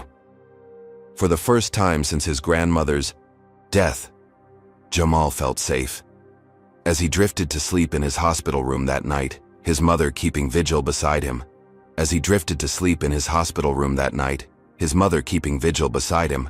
Jamal realized that his search for truth had only begun. Tomorrow would bring more questions, more investigations, more revelations. But tonight, for the first time since his grandmother died, he wasn't alone. In the morning, the elderly nurse who had attended him throughout his stay brought breakfast and a warm smile. I've been working here 30 years, she confided as she checked his vitals. Never seen anything like what happened yesterday. People are calling it the miracle of Baltimore Memorial. Not a miracle, Jamal corrected gently. Just the truth. Finally coming out. Truth is the greatest miracle of all in this city, child, she replied with a knowing look. Judge Williams arrived early, having gone home only briefly to change clothes and collect essentials. The strain of the previous day showed in the shadows beneath her eyes, but there was a new lightness to her movements, as if a great weight had been lifted. The special prosecutor wants to interview you today, she explained, setting down a small duffel bag. I brought you some clothes. Nothing fancy, but better than hospital gowns. Are you in trouble? Jamal asked worriedly. For removing yourself from my case for everything that happened? She smiled reassuringly. No, the chief judge is fully supportive. In fact, he's furious about the manipulation of the judicial system. Several judges received calls from Senator Whitaker over the years regarding cases involving his family's interests. There may be a much wider investigation. Before they could continue, Dorothy Johnson arrived with Marcus in tow. I have news, Dorothy announced without preamble. My church connections came through. We found your grandmother's safety deposit box. Jamal sat up straighter despite his painful ribs. What's in it? Everything, Marcus replied, setting down a large envelope.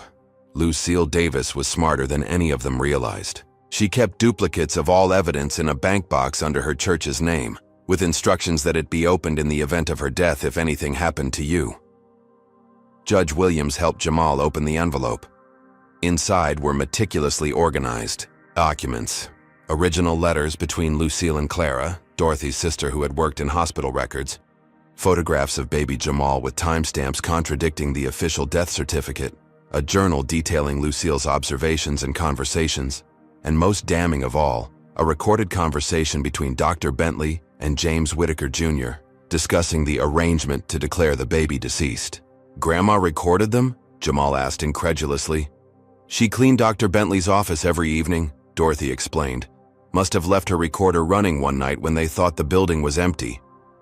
In the scratchy audio, the voices were unmistakable. Dr. Bentley assuring James that Eleanor will never know the child survived. James insisting that this ends her investigation permanently. My father's reputation remains intact. The cold calculation in their voices as they discussed separating mother and child forever sent chills through the room. This is clear evidence of criminal conspiracy, Judge Williams whispered, her hand trembling slightly as she organized the documents. Lucille created a perfect record. She knew someday you'd find each other again, Dorothy said gently. She just didn't live to see it.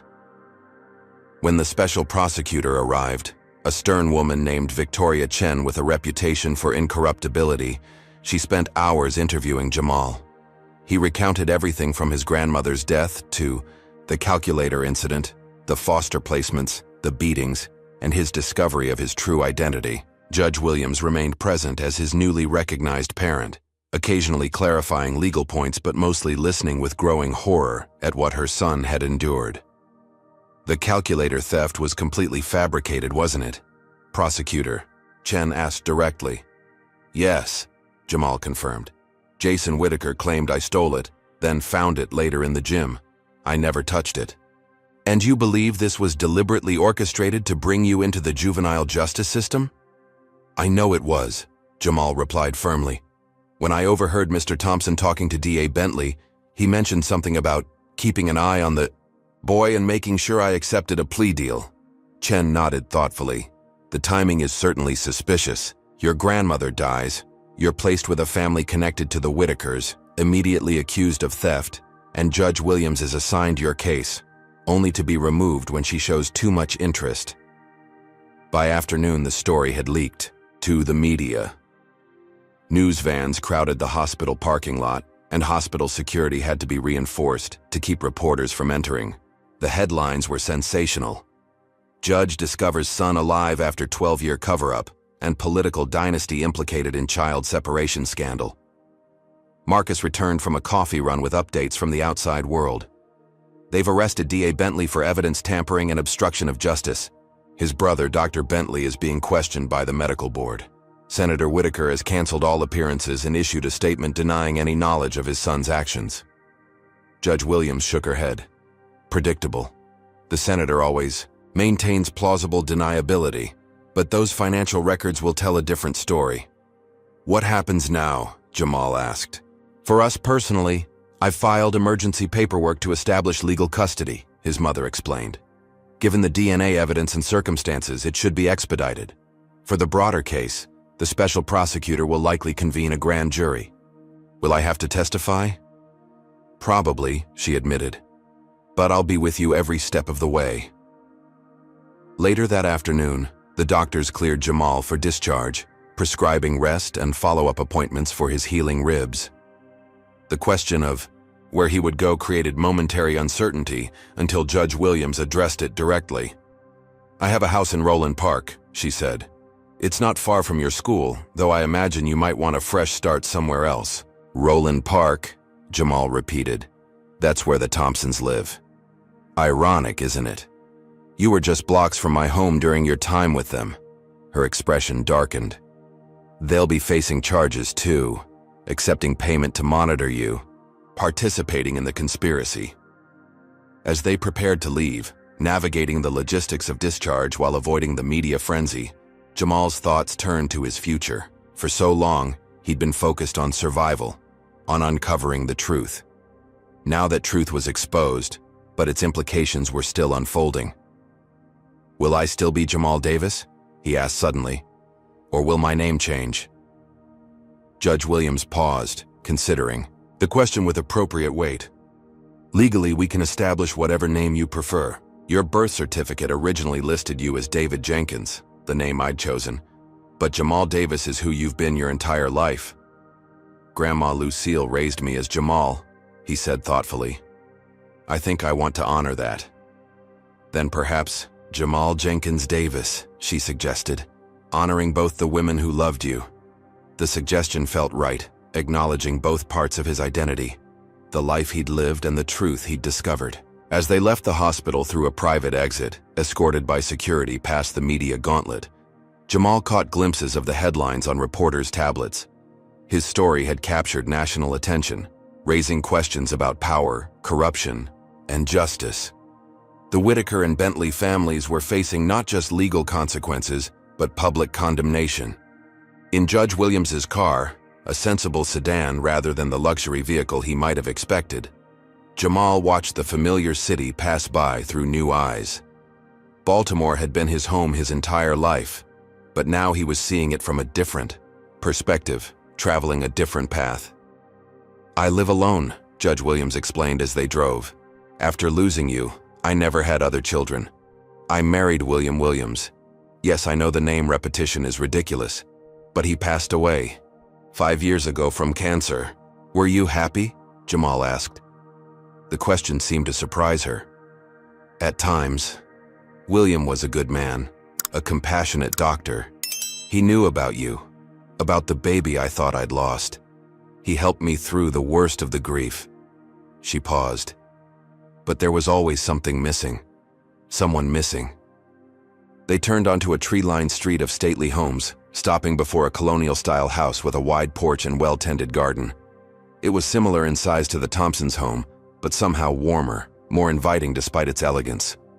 "It's not set up for a 12-year-old boy," Judge Williams said apologetically as they entered. "We'll need to shop for appropriate furniture, clothes, whatever you need."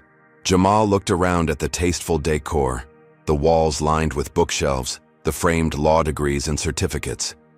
Everything was neat, organized, refined, like Judge Williams herself. But there were touches of personality too. African. Art pieces, jazz records, photographs of her with her late husband on hiking trips. "It's perfect," he said sincerely. She showed him to the guest room, soon to be his room, and left him to rest while she prepared dinner. Lying on the comfortable bed, staring at the unfamiliar ceiling, Jamal felt the full weight of all that had happened. His grandmother's death, the Thompsons' betrayal, the discovery of his mother, the exposure of the conspiracy. It was overwhelming. Yet beneath the whirlwind of emotions was a growing sense of rightness. The truth, no matter how painful, had set him free from a life built on lies. Whatever challenges lay ahead, he would face them with his mother, the brilliant, determined woman who had never stopped missing him even when she believed him gone forever. In the kitchen, he could hear Judge Williams, his mother, moving about, the domestic sounds both strange and comforting. From his window he could see the garden where perhaps they would plant vegetables together as he had with Grandma Lucille. On the nightstand, a photograph caught his attention.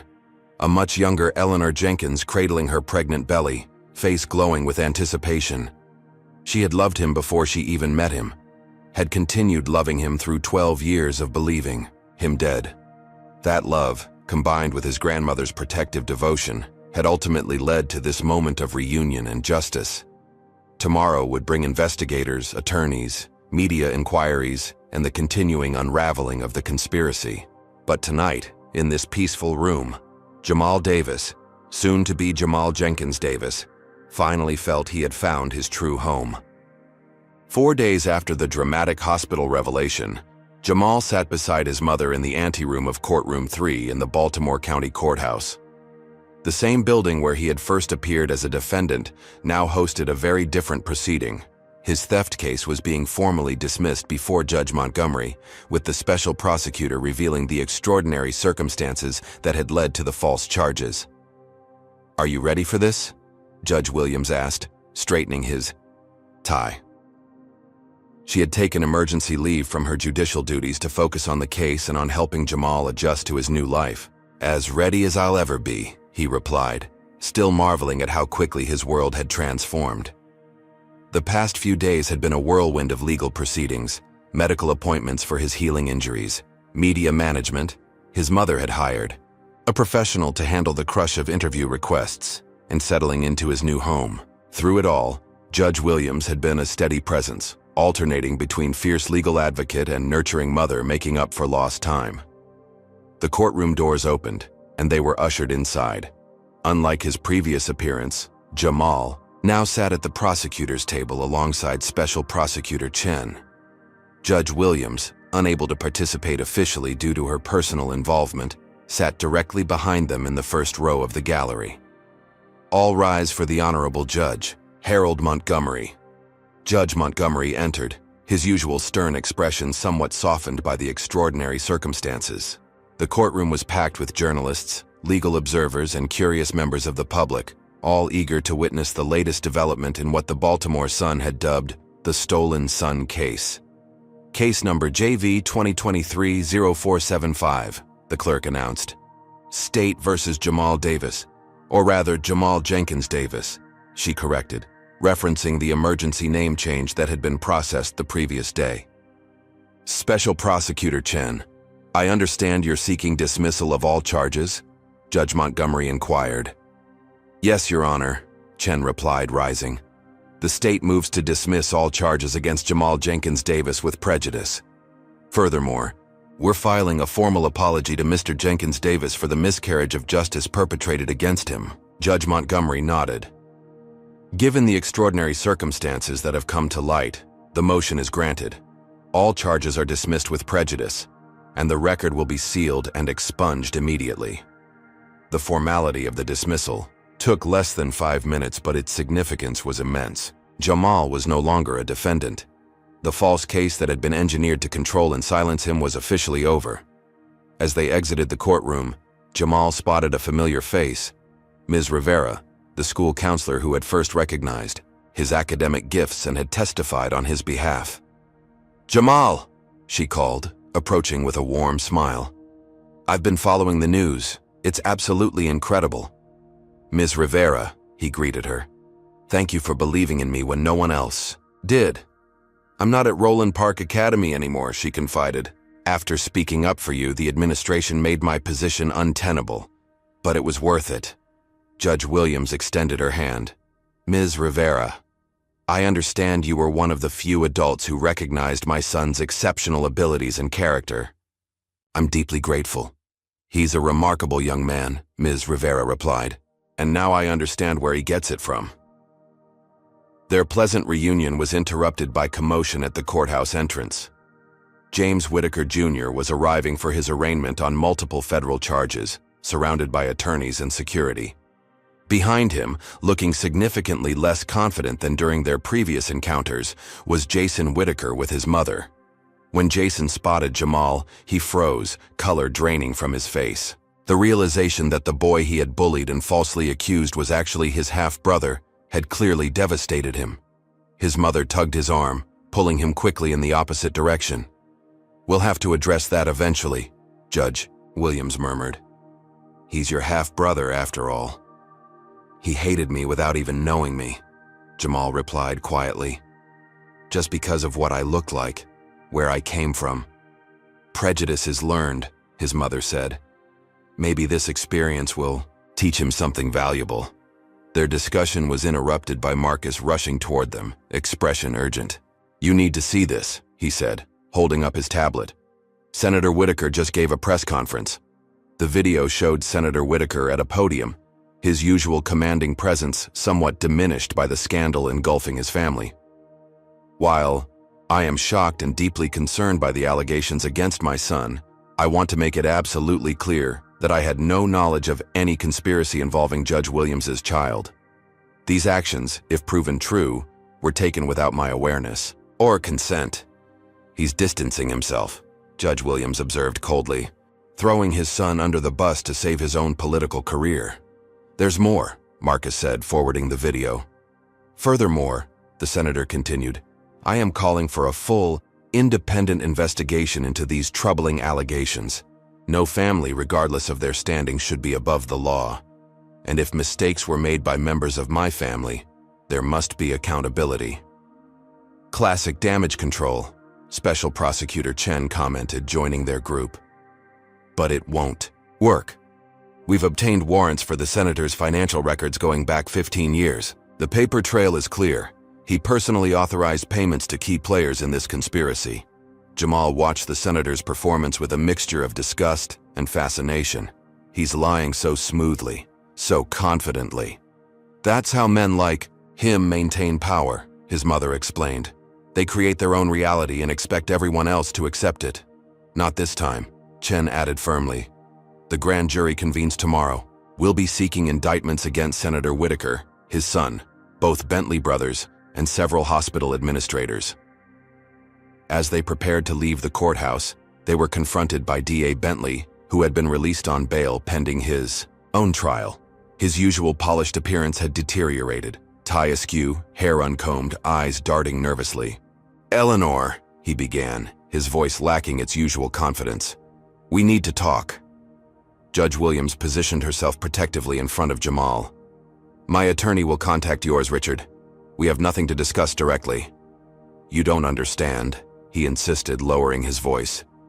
"There are things you don't know, things that go beyond what you've discovered. Senator Whitaker won't go down quietly." "Is that a threat?" Special Prosecutor Chen interjected sharply. A warning, Bentley corrected. The senator has contingency plans. Always has. He's activating them now. Before they could question him further, Bentley's attorney appeared, looking alarmed at his client's unauthorized conversation. "Richard, not another word," he ordered, steering him away. "What was that about?" Jamal asked as they watched Bentley being led away. "He's scared," his mother replied, trying to save himself by hinting at cooperation. Classic prisoner's dilemma. First one to talk gets the best deal. Despite her dismissive tone, Jamal noticed a new tension in her shoulders. Bentley's warning had unsettled her more than she was willing to admit. That evening, as they ate dinner in their home, the doorbell rang unexpectedly. Judge Williams approached cautiously, checking the security camera before opening the door to reveal Dorothy Johnson. "I came as soon as I could," Dorothy said breathlessly, entering quickly. "They're trying to destroy the evidence." "What evidence?" Judge Williams asked, leading her to the living room where Jamal sat. "Hospital records from the birth. Someone accessed the archives last night, deleted files from the backup server. My niece in IT noticed and managed to preserve copies before they were wiped." Judge Williams immediately called Special Prosecutor Chen, relaying the information while Dorothy explained more details to Jamal. "They're getting desperate," Dorothy told him. "The Whitakers, the Bentleys, they've controlled this narrative for 12 years. They're not used to losing." After finishing her call, Judge Williams rejoined them, expression grave. "Chen is sending federal agents to secure all remaining hospital records immediately. She's also requested protection for key witnesses, including you, Dorothy." "And what about you two?" Dorothy asked worriedly. "If they're willing to tamper with evidence now, with the whole world watching." "We have security," Judge Williams assured her, though Jamal noticed she glanced toward the windows with new concern. "And tomorrow, Jamal and I are testifying before the grand jury. Once those indictments come down, the risk diminishes significantly." After Dorothy left with her federal escort, Jamal helped his mother check all the doors and windows. The security system was state-of-the-art, recently upgraded in response to the situation. Still, an undercurrent of anxiety ran through their evening routine. "Should we be worried?" Jamal asked directly as they sat in the living room later, his mother reviewing documents for the next day's testimony. She set down her papers, considering his question with the seriousness it deserved. "Concerned, yes. Prepared, absolutely. But not paralyzed by fear. The Whitakers and Bentleys operated in shadows for years. Now they're exposed to sunlight, and their power diminishes by the hour." Early the next morning, they were driven to the federal courthouse by a U.S. Marshal assigned to their protection. The grand jury proceedings were closed to the public and press, creating a rare bubble of privacy in what had become a very public case. Jamal testified first, recounting his experiences from his grandmother's death through the discovery of his true identity. The 23 grand jurors listened intently, many visibly moved by his story. Several asked thoughtful questions about the calculator incident, the foster placements, and his investigation with Marcus. When Judge Williams testified, her judicial experience was evident in her clear, methodical presentation of events. She explained the corruption case she had been building 12 years ago, her relationship with James Whitaker Jr., the pregnancy, and the devastating news of her baby's death. She detailed how that grief had been weaponized to force her abandonment of the corruption investigation, effectively protecting Senator Whitaker and his associates. By early afternoon, the grand jury had heard enough to begin deliberations on the first round of indictments. Jamal and his mother waited in a private conference room, both physically and emotionally exhausted from reliving their traumatic experiences. "What happens next?" Jamal asked, absently arranging and rearranging paperclips on the conference table. "If the grand jury issues indictments today, there will be arrests, arraignments, bail hearings, then pre-trial motions, discovery, possibly plea negotiations. If cases go to trial, that could be months away." "Do you think they'll go to prison? Senator Whitaker, the Bentleys, all of them?" His mother considered the question carefully. "Some will certainly face significant jail time. Others may negotiate reduced sentences in exchange for testimony. The Whitakers have resources, connections, the best defense attorneys money can buy. But the evidence is overwhelming, and public opinion has turned sharply against them. Their conversation was interrupted by Special Prosecutor Chen, entering with a satisfied expression. The grand jury has returned indictments against Senator Whitaker, James Whitaker Jr., both Bentley brothers, 3 hospital administrators, and the Thompsons. Federal agents are making arrests as we speak. The news should have been purely triumphant, but Jamal felt a complex mix of emotions, relief, vindication, but also a strange emptiness. Justice was being served, but it couldn't restore the 12 years he and his mother had lost. As if reading his thoughts, Judge Williams placed her hand over his. This is just the beginning of our story, not the end. They were escorted back to their home under continued protection, advised to remain there while the arrests proceeded. News helicopters circled overhead as federal agents led Senator Whitaker from his office in handcuffs, the once powerful man, looking suddenly small and old. Similar scenes played out at the Bentley brothers' homes, the hospital administrators' offices, and the Thompson residence. That evening, as they watched the coverage on television, the doorbell rang again. Judge Williams checked the security camera to see Ms. Rivera standing on their porch clutching a large envelope. "I found something you should see," she explained when they let her in. "While cleaning out my office at Roland Park Academy, I discovered these in a sealed folder in Jason Whitaker's student file." Inside the envelope were psychological evaluations, incident reports from previous schools, and most damning of all, a confidential memo from Principal Hargrove to the Whitaker family discussing the new student situation and ensuring appropriate outcomes in the Davis matter. They were monitoring me from day one, Jamal realized. The calculator theft wasn't opportunistic.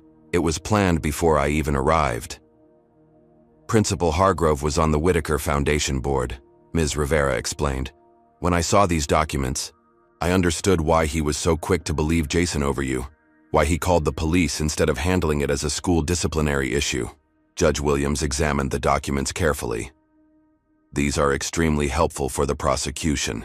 They establish premeditation, ongoing conspiracy."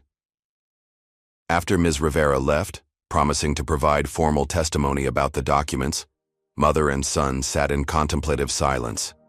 The case was strengthening by the hour, justice machinery now fully engaged. Yet something still felt unresolved. "I want to face them," Jamal said suddenly. "In court. I want to look Senator Whitaker, James Jr., the Bentleys, all of them, in the eye when they hear their sentences." His mother studied him thoughtfully. "That's your right. And I understand the need for that confrontation, that closure. They thought I was a problem they could make disappear," he continued, voice strengthening. "First by faking my death, then by burying me in the system, then by charging me with a crime I didn't commit. I want them to see that I'm not just evidence. In a case, I'm a person whose life they tried to destroy." Judge Williams, not as a judge now but as a mother, embraced her son, tears glistening in her eyes. "And they failed. You survived, you thrived, you found the truth.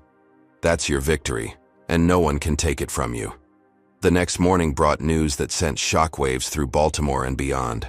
Senator Whitaker, released on $5 million bail the previous evening, had been found dead in his home, an apparent suicide. A handwritten note reportedly contained confessions to numerous crimes, including his role in separating Jamal from his mother. The senator's death created a media frenzy and threw the prosecution's carefully constructed case into disarray. Without the patriarch's testimony, certain connections would be harder to prove. Yet his suicide also carried an unmistakable implication of guilt that reverberated through public consciousness. For Jamal, the news brought complicated emotions. The man who had orchestrated so much of his suffering had escaped full justice, yet his final act had essentially confirmed everything Jamal and his mother had alleged. As they prepared for the preliminary hearing where the remaining defendants would appear, Jamal knew the confrontation he sought was still coming. The senator might be gone, but his son, the Bentleys, and others who had participated in the conspiracy would face him across the courtroom. The truth had prevailed over power, but the full reckoning was just beginning. 6 months after the dramatic revelations that shook Baltimore's power structure, Jamal Jenkins Davis stood before the full-length mirror in his bedroom, adjusting his tie with nervous fingers. The navy blue suit had been purchased specifically for this day, the final sentencing hearing for the remaining defendants in what the media now called the Stolen Son conspiracy. "Need help with that?" Judge Eleanor Williams asked from the doorway, already dressed in a conservative charcoal skirt suit, her judicial demeanor firmly in place despite her personal involvement in the case. "I've got it," Jamal replied, succeeding on his third attempt. "Mom." The word still felt new on his tongue, a treasure he sometimes saved for important moments. 6 months wasn't nearly enough time to make up for 12 years of separation, but they had settled into a rhythm of family life that felt increasingly natural. Eleanor had taken extended leave from the bench to focus on Jamal and the case, though she planned to return to judicial duties once everything was resolved. Their house had transformed gradually from a judge's ordered sanctuary to a home that reflected both occupants. Jamal's room now contained a telescope similar to the one he'd shared with Grandma Lucille, advanced mathematics texts, and a wall of photos chronicling his new life. A special shelf held mementos of his grandmother, her Bible, selected letters, the colorful Afghan she had crocheted for his 10th birthday. "Nervous?" Eleanor asked, helping him with his suit jacket. "A little," he admitted. "It feels like the end of something important." "And the beginning of something even more important," she added gently. The courthouse steps were crowded with media when they arrived, but federal marshals created a path for them through the throng of reporters and cameras. Inside, the courtroom was already packed with journalists, legal observers, and various participants in the sprawling case. At the defense table sat the remaining defendants, James Whitaker Jr., looking haggard after months in pretrial detention, Dr. Alexander Bentley, his medical license suspended pending the outcome of the case, former DA Richard Bentley, whose plea deal required testimony against the others, and the various lesser participants, including the Thompsons, who had also accepted plea agreements in exchange for cooperation. Special Prosecutor Victoria Chen nodded respectfully as Jamal and Eleanor took their seats in the front row of the gallery. Over the past 6 months, Chen had become something of a crusader, expanding the investigation beyond Jamal's case to examine other instances where the Whitaker and Bentley families had manipulated the legal and medical systems for personal gain. All rise for the Honorable Judge Raymond Pearson. Judge Pearson, a veteran federal judge brought in from another district to ensure impartiality, entered the courtroom with measured steps. His reputation for fairness and appropriate sentencing had made him the ideal choice for this high-profile case. Today we conclude a case that has revealed disturbing abuses of power, privilege, and position, Judge Pearson began, his voice carrying clearly through the hushed courtroom. The defendants before me have all been convicted, either through guilty pleas or jury verdicts, of crimes that strike at the very heart of our justice system. He addressed each defendant individually, beginning with the lesser participants and working up to the primary conspirators. The Thompsons received 3 years each for their role in monitoring Jamal and facilitating the false theft charge. Hospital administrators who had falsified records received 5 to 7 years. Each sentence was accompanied by Judge Pearson's clear articulation of how their actions had contributed to the greater conspiracy. When Dr. Alexander Bentley rose for sentencing, Judge Pearson's tone grew noticeably colder. As a physician, you took an oath to do no harm.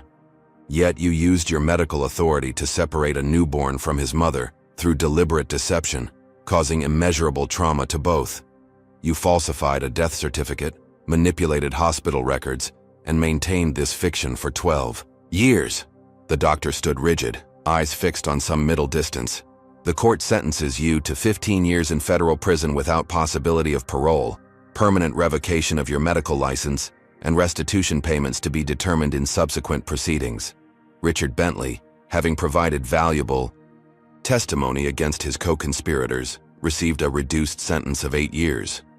His cooperation had earned him leniency, but Judge Pearson made it clear that his abuse of prosecutorial power warranted significant punishment nonetheless. Finally, James Whitaker Jr. stood for sentencing.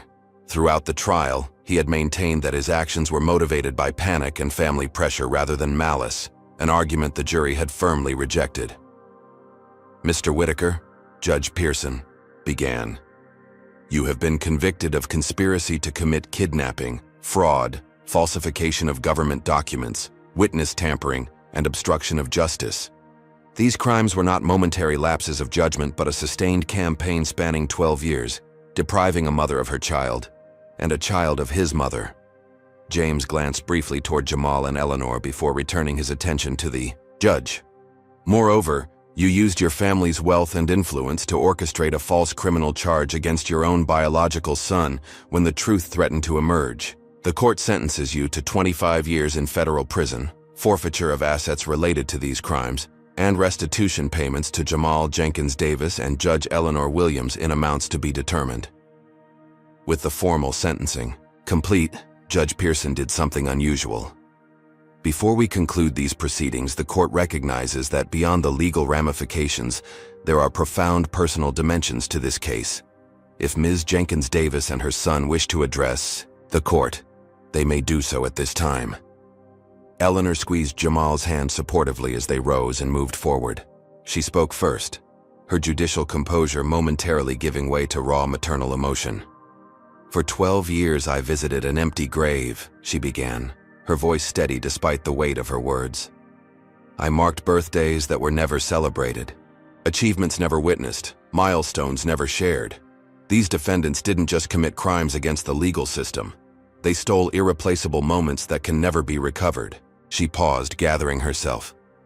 "But what they couldn't steal was the connection between mother and child. Even when separated by deception and distance, that bond remained. Justice today isn't just about prison sentences or restitution. It's about acknowledging that no one, regardless of power or privilege, has the right to sever that sacred connection." When Jamal stepped forward, the courtroom fell completely silent. At 13 now, his growth spurt had begun, making him taller than he'd been when this ordeal started just 7 months earlier. His voice, too, had begun to deepen, but it remained, clear and strong as he addressed the court. "When my grandmother died last year, I thought I'd lost my only family," he began. "I didn't know that 12 years earlier, powerful men in this city had already stolen my mother from me and me from her. They decided that their reputations, their careers, their family names were more important than my right to know my mother or her right to know I was alive." He looked directly at James Whitaker Jr. "You're my biological father, but you chose status over your own child. You watched me struggling in foster care, facing false accusations, being beaten, and did nothing. That's a different kind of crime, one that no court can fully punish." Turning to address the judge again, Jamal continued with growing confidence. "These past months have been painful, but also healing. I've found my mother. I've learned the truth about my past.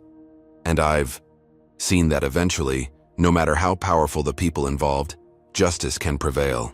Judge Pearson thanked them both, then addressed the entire courtroom in his concluding remarks. "This case has exposed systemic failures across medical, legal, and social services domains.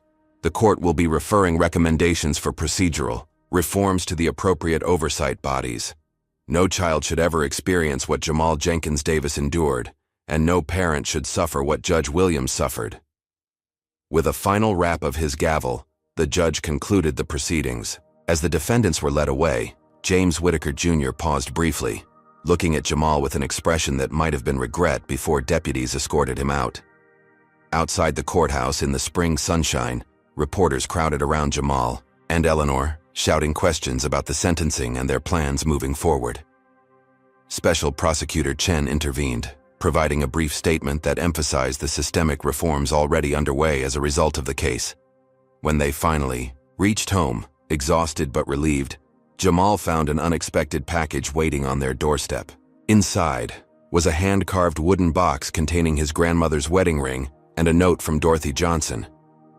"Lucille wanted you to have this when the time was right," the note read. "She always believed that someday you would find your way back to your mother, and truth would prevail over lies. She would be so proud of the young man you've become." That evening, as they shared a quiet dinner celebrating the conclusion of the legal proceedings, Eleanor raised her glass in a toast. To Lucille Davis, who protected you when I couldn't. To the truth, which refused to stay buried. And to our future, which belongs only to us now. Jamal raised his own glass of sparkling cider. And to second chances. In the weeks that followed, life gradually found a new normal. Eleanor returned to the bench, though in a different judicial division to avoid conflicts with cases she had previously overseen. Her experiences had given her a new perspective on the juvenile justice system, and she became an outspoken advocate for reforms. Jamal transferred to Baltimore Science Academy, a magnet school for gifted students where his mathematical abilities flourished. Free from the burden of secrets and survival, he excelled academically and began making friends who appreciated him for who he was. The wider implications of the case continued to unfold. An independent commission investigated dozens of cases where the Whitaker and Bentley families had potentially influenced outcomes. Several judges recused themselves from cases after their connections to the families were revealed. The hospital implemented new protocols for birth records and security procedures. On the one-year anniversary of his grandmother's death, Jamal and Eleanor visited her grave together. They placed fresh flowers beside the simple headstone and stood in respectful silence, honoring the woman who had sacrificed so much to protect her grandson. "She never told me the truth," Jamal said softly. "About you. About who I really was." "She was protecting you the only way she knew how," Eleanor replied. "Against powerful enemies, sometimes silence is the only weapon." "But silence also kept us apart," Eleanor nodded thoughtfully. "Yes, that's the painful paradox. Her silence both saved you and separated us." As they walked back to the car, Jamal spotted a familiar figure waiting respectfully at a distance: Jason Whitaker. In the year since the scandal broke, Senator Whitaker's grandson had withdrawn from public school and largely disappeared from public view. "Do you want to speak with him?" Eleanor asked, noticing Jamal's attention. After a moment's consideration, Jamal nodded. "Yes, I think I do." They approached Jason, who looked nervous but determined. At 14, he seemed younger somehow, less assured than the privileged bully who had tormented Jamal at Roland Park Academy. I wasn't sure you'd talk to me," Jason began awkwardly. "After everything." "Why are you here?" Jamal asked directly. "To apologize. For the calculator, for how I treated you, for everything my family did." The words came out in a rush. "I didn't know you were my uncle. I didn't know about any of it until everything came out in the news." "Half-uncle, technically," Jamal corrected, studying the boy who shared his biological father's features. "Right. I've been thinking a lot about why I acted that way toward you. It wasn't really about a calculator. It was about what I was taught, that people like me were better than people like you. My grandfather, my dad, they all reinforced that." Eleanor watched the interaction carefully, but allowed Jamal to handle the conversation himself. "And now?" Jamal prompted. "Now I know it was all lies.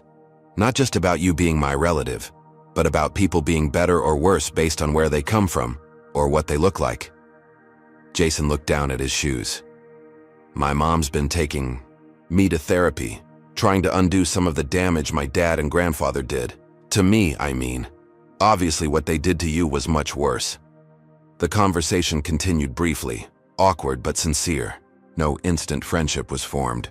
Too much stood between them for that, but a door opened that might someday lead to understanding.